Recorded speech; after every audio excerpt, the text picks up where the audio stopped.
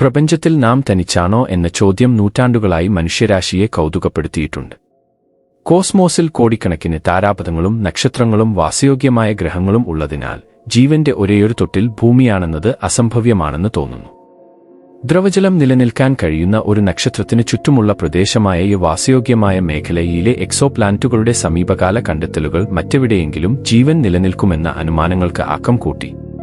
കൂടാതെ ഭൂമിയിലെ എക്സ്ട്രോഫിലുകളുടെ കണ്ടെത്തൽ കഠിനമായ ചുറ്റുപാടുകളിൽ തഴച്ചുവളരുന്ന ജീവികൾ ബഹിരാകാശത്തിലെ വിവിധ സാഹചര്യങ്ങളുമായി ജീവൻ പൊരുത്തപ്പെടാൻ സാധ്യതയുണ്ടെന്ന് സൂചിപ്പിക്കുന്നു.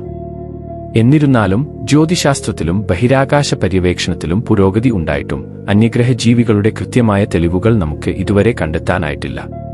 Search for extraterrestrial intelligence SETI തുടങ്ങിയ സംരംഭങ്ങളിലൂടെയും ചൊവ്വയിലേക്കും അതിനപ്പുറമുള്ള ഭാവി ദൗത്യങ്ങളിലൂടെയും തിരച്ചിൽ തുടരുന്നു. വ്യക്തമായ തെളിവുകൾ പുറത്തുവരുന്നതുവരെ ഈ ചോദ്യത്തിന് ഉത്തരം ലഭിക്കാതെ തുടരുന്നു. വിശാലമായ പ്രപഞ്ചത്തിൽ നമ്മുടെ സ്ഥാനത്തെക്കുറിച്ചുള്ള അനന്തമായ ജിജ്ഞാസയ്ക്കും അത്ഭുതത്തിനും ഇടം നൽകുന്നു.